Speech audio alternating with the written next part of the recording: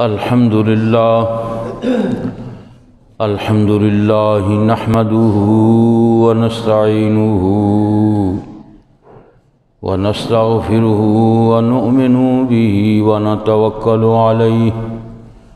ونعوذ بالله من شرور أنفسنا ومن سيئات أعمالنا من يهده الله فلا مضل له ومن يضلله فلا هادي له ونشهد أن لا إله إلا الله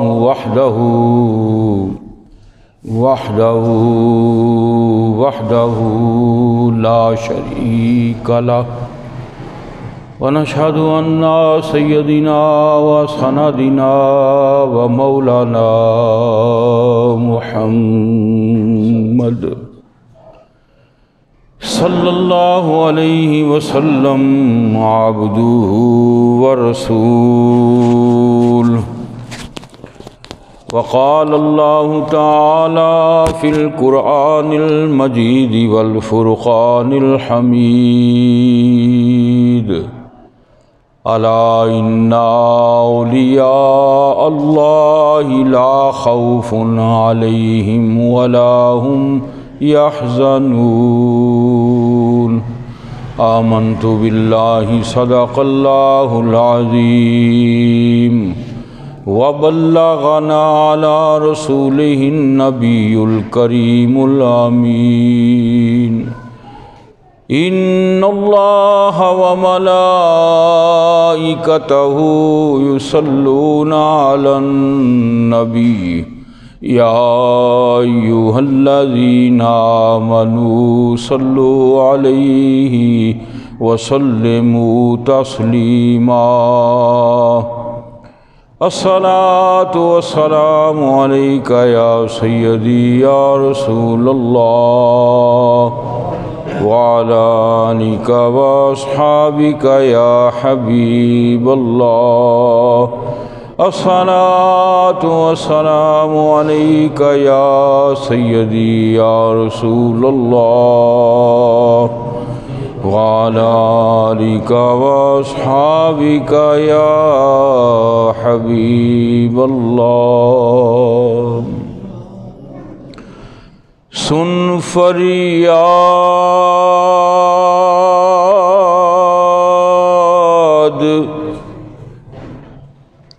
پیران دیا پیرا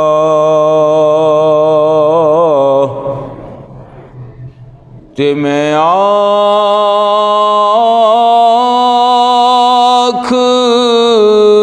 سناواں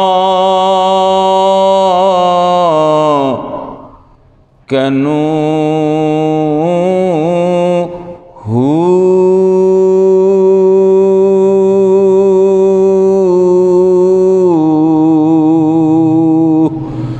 تیرے جیا مینوں ہور نہ کوئی تے میں جیاں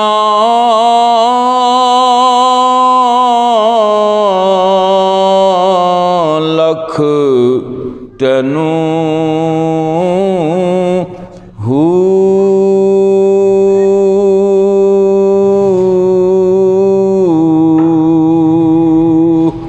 تے پھول نہ کاغذ میرے بدیاں والے تے در تو دھک نہ مینوں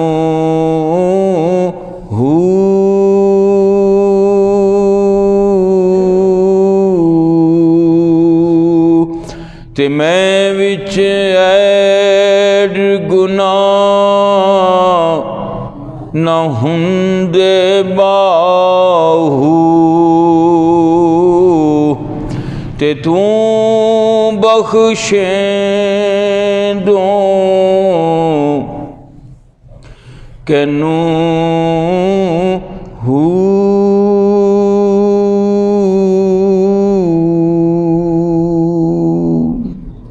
حمد و صلات کے بعد قرآن مجید فرقان حمید کی جو آیت تلاوت کی ہے، اللہ تعالی ہم سب کو سن کر عمل کرنے کی توفیق عطا فرمائے۔ خبردار، بے شک اللہ کے جو ولی ہیں انہیں نہ کوئی حزن ہے اور نہ کوئی غم ہے، نہ اس دنیا میں، نہ آگے عالم برزخ میں ہوگا، اور نہ قیامت کے دن کسی قسم کا اللہ کے ولیوں کو کوئی خوف نہیں ہوگا۔ یہ اللہ تبارک و تعالی کا خود فرمان ہے۔ اولیاء کرام ہر دور میں قیامت تک آتے رہے اور آئیں گے قیامت تک، اور جس طرح انبیاء میں حضور نبی اکرم صلی اللہ علیہ وسلم کو مقام حاصل ہے، اور مثال دیتے ہوئے عشاق کہتے ہیں جس طرح ستاروں میں چاند کو اہمیت حاصل ہے، اسی طرح اولیاء اللہ میں حضور غوث اعظم جیلانی رحمۃ اللہ تعالی علیہ کو ایک منفرد مقام حاصل ہے۔ غوث اعظم یعنی سب سے بڑے غوث، جن کی شان کسی بھی تعارف کی تو محتاج ہے نہیں، اور جنہوں نے یہ فرمایا تھا بغداد کی جامع مسجد میں کہ میرا یہ قدم ہر ولی کی گردن پر ہے، اور اللہ کے حکم سے آپ کی وہ آواز باطنی طور پر بھی اور ظاہری طور پر بھی ہر ولی تک پہنچا دی گئی تھی، اور ہر ولی نے اپنی گردن کو جھکا دیا تھا کہ ہاں ہم مانتے ہیں اے غوث اعظم کہ آپ کا قدم ہم سب کی گردن پر ہے۔ حضرت خواجہ معین الدین چشتی اجمیری رحمۃ اللہ تعالی علیہ کے بارے میں آتا ہے، آپ اس وقت عبادت میں مصروف تھے جب یہ آپ کے کانوں میں آواز آئی تو آپ نے کہا تھا لا یا غوث اعظم بل عینی و راسی، آپ کا قدم صرف میری گردن پر نہیں ہے، میرے سر اور میری آنکھوں پر بھی ہے۔ اور پھر آپ نے ہندوستان کے اندر وہ کمال دیکھا اس آنکھ کا کہ جب وہ نگاہ اٹھی تو 90 لاکھ ہندوؤں کو کلمہ پڑھا گئی، مسلمان کر دیا۔ پتہ یہ چلا کہ جو جتنا ادب زیادہ کرتا ہے اس کو پھل اور مراد اتنی ہی زیادہ ملتی ہے۔ اور حضور غوث اعظم جیلانی رحمۃ اللہ تعالی علیہ کے مقام کو ہم جیسے لوگ کیا سمجھیں گے، جبکہ حضرت سلطان العارفین سلطان باہو رحمۃ اللہ تعالی علیہ آپ اتنی بڑی بات لکھ گئے کہ جب آپ تلاش کامل مرشد میں تھے تو کئی سال لگ گئے کامل مرشد کو تلاش کرتے ہوئے، اور بالآخر جب بغداد میں داخل ہوئے، جو آپ نے بڑا مشہور کہ بغداد شہر دی کی نشانی اچیاں لمیاں چیراں، تن من میرا پرزے پرزے جوں درزی دیاں لیراں، انہاں لیراں دی گل کفنی پا کے میں رلساں سنگ فقیراں، شہر بغداد دے ٹکڑے منگساں کرساں میراں میراں۔ آج اللہ کی رضا کے لیے، سرکار دو عالم صلی اللہ علیہ وسلم کی خوشنودی کے لیے، ماں باپ کو راضی کرنے کے لیے بہت کم لوگوں میں یہ ہمت آتی ہے کہ کسی کو کہیں کہ آپ کسی کو جا کے کسی سے مانگیں۔ شاید آپ کے علم میں نہ ہو، یہ جو اللہ کے گھر کے لیے علماء ہیں جن کو ہم مولوی کہہ کے اور نظروں سے دیکھتے ہیں، یہ اللہ کے گھر کے لیے بھی جب چندہ مانگتے ہیں نا تو کئی لوگ ایسے ہیں جو ان کو حقارت کی نظر سے دیکھتے ہیں مانگنا سوکھی بات نہیں ہے، یہ یاد رکھیے گا۔ پہلے وقتوں میں جب کسی نے کسی کامل مرشد کا مرید ہونا ہوتا تھا تو وہ سب سے پہلے مرید نہیں کرتے تھے، کئی سال پہلے اس کو چیک کرتے تھے، دیکھتے تھے، اور اس دیکھنے میں ایک امتحان یہ بھی ہوتا تھا کہ وہ ہاتھ میں ٹھوٹا پکڑوا دیتے تھے اور کہتے تھے جاؤ جا کے گھر گھر جا کے بھیک مانگو،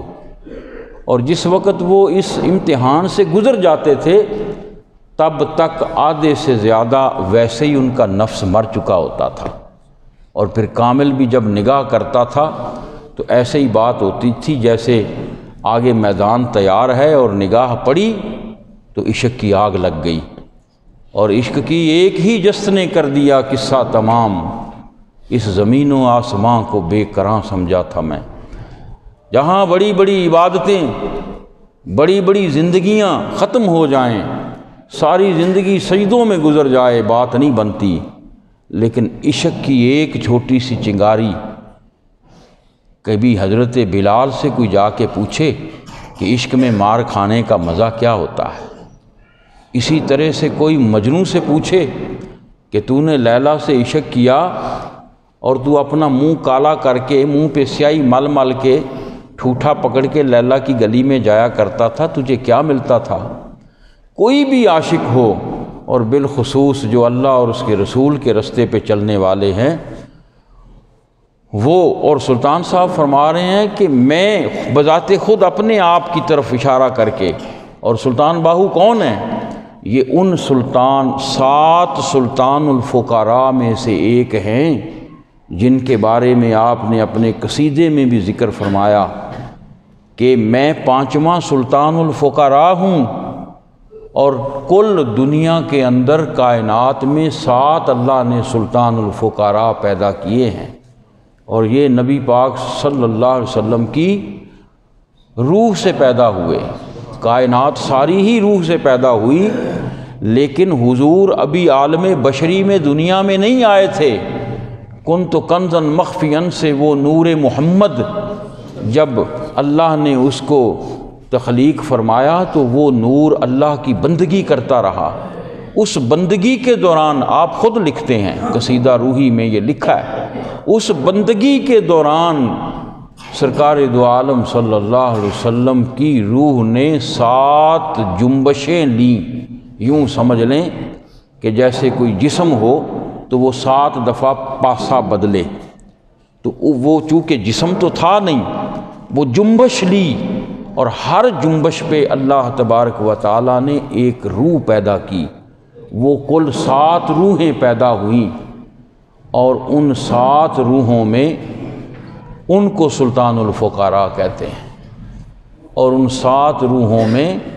پہلی روح حضرت فاطمہ الزہرا رضی اللہ تعالی عنہا، دوسری حضرت حسن بصری رحمۃ اللہ تعالی علیہ، تیسری روح حضور غوث اعظم جیلانی، اور چوتھی آپ کے بیٹے سید عبد الرزاق، اور 5ویں روح سلطان باہو لکھتے ہیں وہ میری ہے، اور فرماتے ہیں میرے بعد ابھی 2 اور سلطان الفقراء آئیں گے،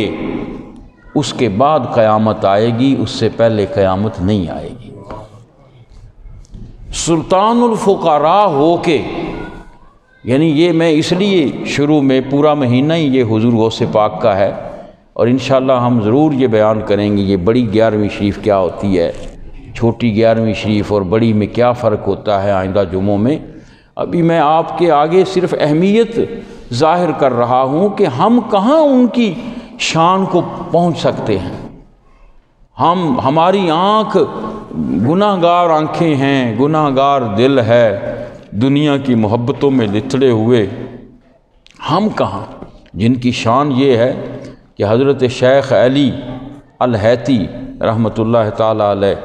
حضور نبی اکرم صلی اللہ علیہ وسلم بہت بڑے کامل ولی گزرے ہیں،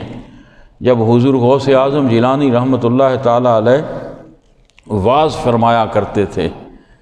تو حضرت شیخ علی الحیتی رحمۃ اللہ تعالی علیہ حضور غوث اعظم کا واعظ سنا کرتے تھے۔ ایک دن آپ نیچے تشریف فرما ہیں اور بیٹھے بیٹھے ان کی آنکھ لگ گئی، تو جب حضور غوث اعظم جیلانی رحمۃ اللہ تعالی علیہ آپ ممبر پہ جلوہ گر تھے،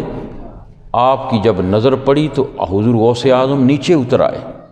اور اتر کے حضرت شیخ علی کے سامنے ہاتھ باندھ کے کھڑے ہو گئے۔ کافی دیر ایسے کھڑے رہے، ان کو دیکھتے رہے، اور اس کے بعد جب انہوں نے آنکھ اٹھائی تو دیکھا حضور غوث اعظم کھڑے ہیں، تو وہ بھی ادب سے کھڑے ہوئے۔ یکدم جب آنکھ کھلی تو ادب سے کھڑے ہو گئے۔ تو حضور غوث اعظم جیلانی رحمۃ اللہ تعالی علیہ نے پوچھا، اے شیخ علی، کیا تم حضور نبی اکرم صلی اللہ علیہ وسلم کا دیدار کر رہے تھے؟ خواب میں، حالت نیند میں حضور تشریف لائے ہوئے تھے۔ تو فرمایا کیا؟ کہا ہاں، حضور نبی اکرم صلی اللہ علیہ وسلم کا میں دیدار کر رہا تھا۔ تو حضور غوث پاک نے فرمایا پھر انہوں نے کچھ کہا؟ حضور نے کوئی بات کی؟ فرمایا ہاں کہا، اور کہا یہ کہ آپ کی طرف اشارہ کر کے کہ غوث اعظم جیلانی ان کی خدمت کیا کرو، ان کی صحبت میں بیٹھا کرو، ان کی معیت میں بیٹھا کرو۔ اور فرماتے ہیں میں تو پہلے ہی حضور غوث پاک کا بڑا احترام اور ادب کرتا تھا، اس دن کے بعد میں نے زیادہ کرنا شروع کر دیا، اس لیے کہ یہ غوث اعظم ہی کا مقام ہو سکتا ہے کہ جن کی زیارت میں خواب میں کر رہا تھا وہ میرے ذریعے سے حضور کو جاگتے ہوئے دیکھ رہے تھے۔ یہ شان ہے کہ یہ غوثیت کا مقام ہے، اور یہ کائنات کے اندر یعنی جس طرح حضور نبی اکرم صلی اللہ علیہ وسلم انبیاء میں خاتم النبیین ہیں، حضور غوث اعظم جیلانی رحمۃ اللہ تعالی علیہ آپ خاتم الاولیاء ہیں، یعنی آپ کے بغیر کوئی ولی بن ہی نہیں سکتا جب تک آپ کی مرضی نہ ہو، جب تک حضور غوث اعظم کا پاؤں اس کی گردن پہ نہیں آئے گا وہ ولی بن نہیں سکتا۔ اور ایک حضرت شیخ سنان رحمۃ اللہ تعالی علیہ، آپ نے اس وقت انکار کر دیا تھا، جب یہ اعلان ہوا تھا نا، آپ نے انکار کر دیا تھا کہ میرے اوپر آپ کا قدم نہیں ہے۔ تو حضور غوث پاک نے جب سنا کہ شیخ سنان نے انکار کر دیا میرے قدم کو اپنی گردن پہ رکھنے سے،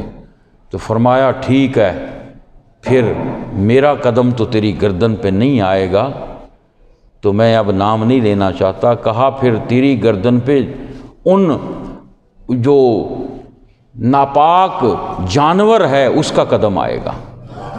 اور پھر پوری دنیا نے دیکھا، پھر ایک وقت آیا شیخ سنان پہ جب وہ ایک لڑکی پہ عاشق ہو گئے، اور وہ ان جانوروں کا ہی کام کرتے تھے۔ یہ جو ہمارے اسلام میں منع ہے نا، جس کو خنزیر کہتے ہیں، قرآن پاک میں بھی یہ لفظ ہے، میں اس لیے لے رہا ہوں اب کہ قرآن پاک میں بھی خنزیر پالا کرتے تھے۔ تو پھر وہ جب اس لڑکی پہ عاشق ہو گئے تو پھر کئی سال اس لڑکی کے عشق میں وہ خنزیروں کو چرانے جایا کرتے تھے۔ تو جو چھوٹے بچے ہوتے تھے ان کو جب کبھی چلا نہ جانا تو ان کو گردن پہ اٹھا لینا۔ تو وہ غوث پاک کا وہ فرمان پورا ہو گیا کہ اگر میرا قدم تیری گردن پہ نہیں ہے تو پھر اسی کا قدم ہوگا، تیرے منہ سے جو نکلی وہ بات ہو کے رہی۔ حضور غوث اعظم جیلانی رحمۃ اللہ تعالی علیہ کا مقام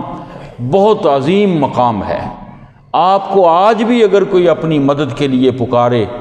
آپ آج بھی اپنے مریدین کی رہنمائی فرماتے ہیں، لیکن یاد رکھنا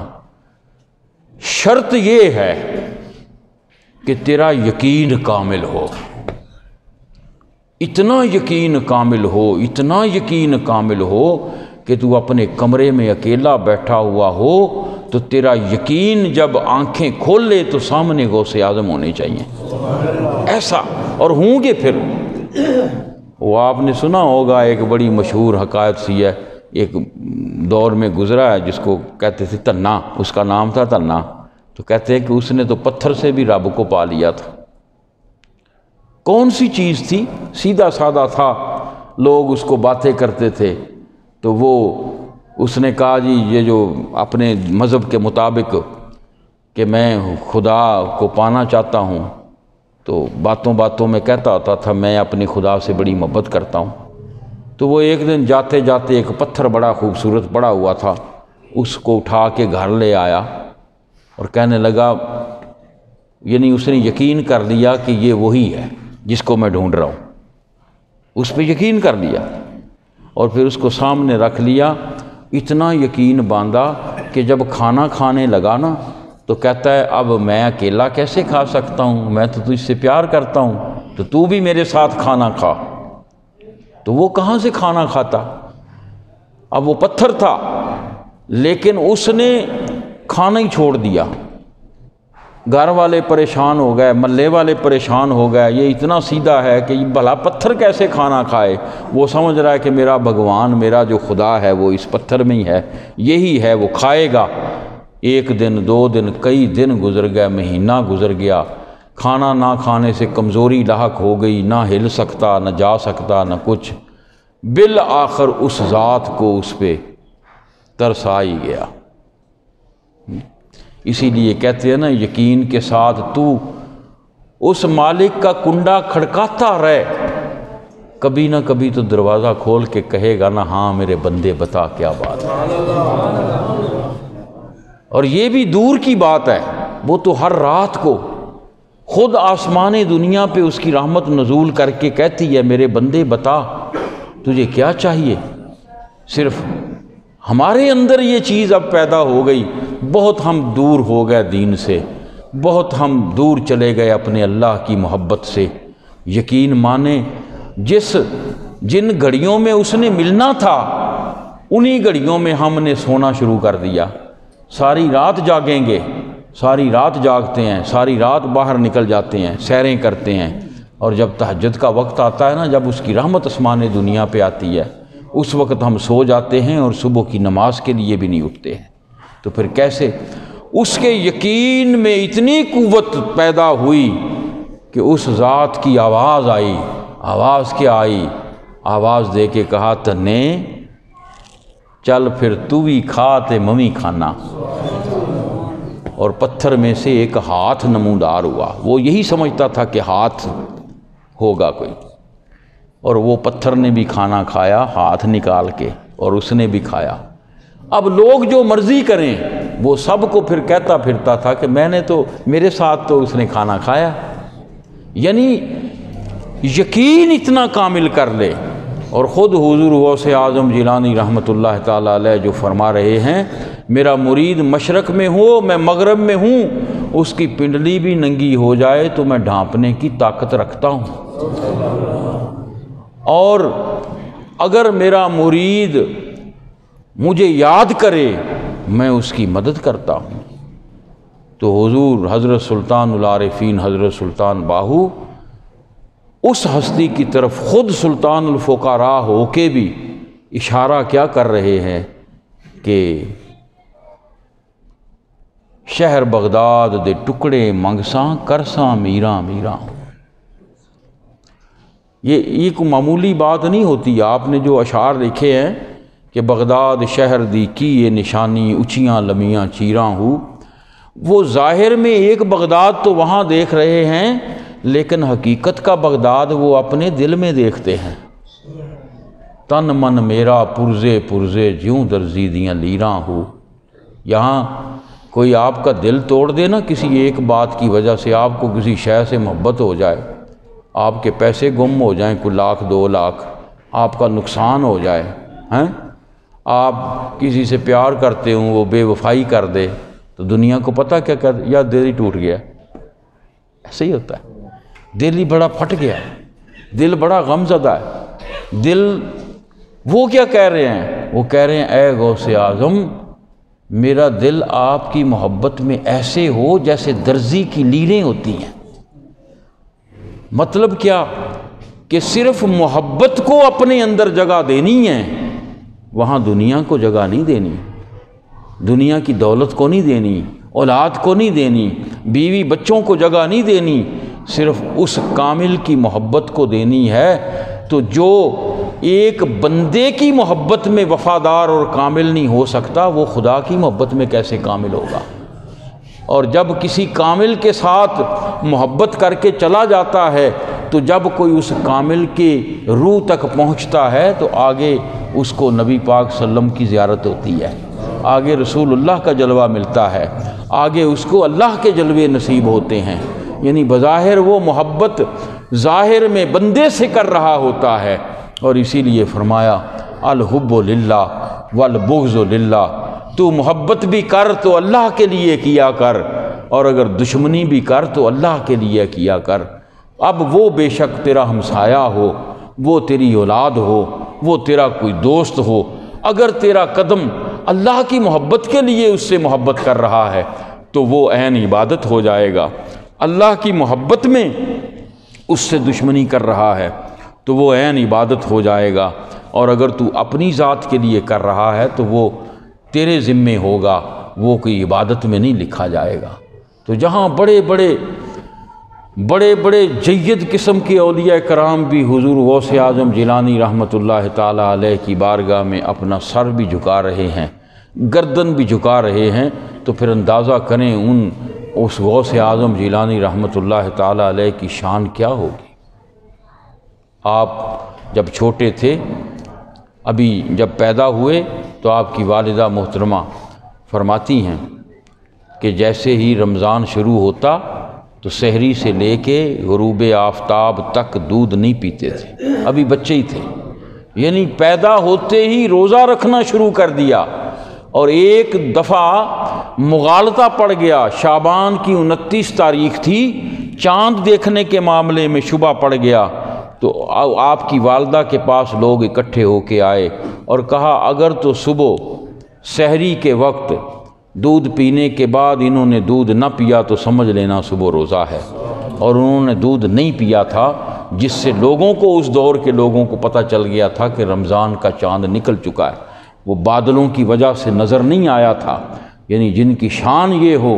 اور جب والدہ ان کو مدرسے میں لے کے گئیں، استاد کے آگے بیٹھے اور کہا کہ پڑھو بسم اللہ الرحمن الرحیم، ایک روایت میں لکھا ہے 15 سپارے اور دوسری میں 18 سپارے آپ نے اپنے استاد کو زبانی سنا دیے۔ بڑے حیران ہوئے، حیران ہو کے پوچھا کہ عبد القادر یہ کیسے ممکن ہے؟ کہا میں ابھی ماں کے پیٹ میں تھا، میری ماں قرآن پڑھا کرتی تھی، حافظہ تھیں، وضو کر کے دودھ پلاتی تھیں اور وضو کر کے قرآن کی تلاوت کرتی تھیں، وہ قرآن پڑھا کرتی تھی، میں سنا کرتا تھا، ماں کے بطن میں سنا کرتا تھا۔ یہاں ایک میں نکتہ عرض کرتا چلوں، یہ جو خیال ہے نا انسان کا، یہ اس کی روح جہاں تخلیق ہوئی ہے نا، ماں کے بطن میں آنے کے بعد اس کا خیال وہیں سے شروع ہو جاتا ہے، یہ یاد رکھنا۔ اسی لیے ماں باپ جن کے ہاں اولاد ہوتی ہے، بالخصوص ماں کو لوگ یہ کہتے ہیں، نصیحتیں کرتے ہیں کہ بی بی تو یہ کام نہیں کرنے، یعنی باہر کا اثر اندر تک جاتا ہے، اس کی زبان کے بولنے کا اثر بچے کے پیٹ، ماں کے پیٹ میں جو ہو اس میں منتقل ہوتا ہے۔ اگر ماں باپ گالیاں نکالنے والے ہوں گے تو یقیناً بچہ جب دنیا میں آئے گا وہ اسی طرح جائے گا۔ کیوں؟ اس کی سوچ بے شک عقل کے تحت ظاہری نظر نہیں آ رہی، لیکن وہ لہروں کے ذریعے سے ان کو پک کرتا ہے، اپنے اندر جذب کرتا ہے ماں باپ کی خصوصیات کو، بعض عادتیں ماں باپ کی وہ لے لیتا ہے۔ سائنس تو اس کو جینز کی بات کہہ دیتی ہے، لیکن وہ جینز کی حقیقت میں اگر گم ہوں تو وہ کیا ہے؟ وہ وہی ہے جو خالق کائنات نے نفخت فیہ روحی اس کے اندر پھونکی ہے۔ سوچ وہی خیال کی شروع ہو گئی، جیسے جیسے دنیا میں بڑھتا جاتا ہے یہ خیالات اس کے بڑھتے جاتے ہیں، جیسے جیسے رشتہ داریاں بڑھاتا ہے اس کے خیال اتنے ہی زیادہ بڑھتے جاتے ہیں، اور اب یہ خیال اتنا طاقتور ہو گیا کہ اب ہر بندہ تنگ ہے اس سے۔ یہ کیوں بے چینیاں ہیں، پریشانیاں ہیں، یہ کیوں بیماری آتی ہے تو اپنے آپ کو نیگیٹو منفی کر لیتا ہے، کیوں یہ خوف میں مبتلا ہے، کیوں یہ ڈر کا احساس اپنے اندر، یہ سارے کا سارا کھیل اس کے خیال کا ہے۔ ابھی خبر آ جائے آپ کو پیچھے سے کوئی کہ فلاں جگہ یہ ہو گیا، خیال ہی ہے نا، آپ کے دماغ میں تو خیال ہی منتقل ہوگا نا، آپ ابھی رونا شروع کر دیں گے، ابھی پریشان ہو جائیں گے۔ کائنات کے اندر ہر جگہ کام ہی خیال سے ہو رہا ہے، اور سائنس نے بھی اب یہ چیز، روحانی جو سائنس ہے اس نے یہ چیز تسلیم کر دی ہے کہ انسان کی ٹانگیں نہیں چلتی، خیال چلتا ہے۔ کیوں؟ آپ کو آج پتہ تھا کہ جمعہ ہے، تو پہلے دماغ میں خیال آیا کہ جمعہ ہے، خیال نے ٹانگوں کو پیغام دیا کہ مسجد میں جانا ہے۔ اسی طرح آپ ہر کام پہ اپنے خیال کو لاگو کر کے دیکھ لیں۔ اور ہاں، اب اگلی بات یہ ہے کہ جس دن تو مرے گا تب بھی تیرا خیال چالو ہی ہوگا، یہ ختم نہیں ہوگا۔ عالم برزخ میں بھی جا کے، اسی لیے تو حضور نے فرمایا جب کوئی مر جاتا ہے تو اس کی روح سیدھی عرش پہ جاتی ہے، اللہ کو سجدہ کرنے کے بعد واپس فرشتے لے کے آتے ہیں، اس کے سراہنے ہوتی ہے، وہ ہر منظر کو دیکھ رہا ہوتا ہے، اس کا خیال کام کر رہا ہوتا ہے۔ اب تیرے لیے یہ غور طلب بات ہے کہ جیسے خیالات تیرے دنیا میں تھے نا، مر جانے کے بعد وہی تجھ پہ طاری ہو جائیں گے، اور قیامت تک یہ سلسلہ جاری رہنا ہے یہ تیرے خیال کا، اس کو معمولی نہ سمجھ۔ لیکن کر کیا؟ سارے خیالات دور کر ایک یار دا خیال اپنے دماغ میں بٹھا لے، بس رسول اللہ کے خیال کو بٹھا لے، غوث اعظم کے خیال کو لیا۔ اللہ کی ذات کا خیال نہیں لا سکتا کوئی، یہ یاد رکھنا، آ بھی نہیں سکتا۔ یہ جو ہم چلے ہوئے ہیں نا کہ جو کچھ کر رہے ہیں، اسی لیے ایسے نہیں بابا بلے شاہ فرما گیا بنا کامل مرشد بلیا ایویں گئی عبادت کی تھی۔ اس کا خیال آ ہی نہیں سکتا بندے کو، اللہ کا خیال آ ہی نہیں سکتا۔ جب اللہ کو نہ دیکھا، نہ اس کو جانا، نہ اس کا پتہ، نہ اگر خیال میں لائیں تو خیال کی قید میں وہ آ گیا، وہ تیرے خیال کی قید سے بڑا ہے، اسی لیے ہم اللہ اکبر کہتے ہیں۔ تو یہ ایک الگ موضوع ہے کہ اس کو پھر کیسے جانیں، کس طریقے سے پھر اس کی عبادت کی جائے۔ انشاءاللہ کبھی پھر عرض کروں گا، ابھی اتنا ہی کافی ہے، اور انشاءاللہ یہ آگے اگلے جمعے میں حضور غوث پاک کی کچھ کرامات بھی اور عرض کروں گا،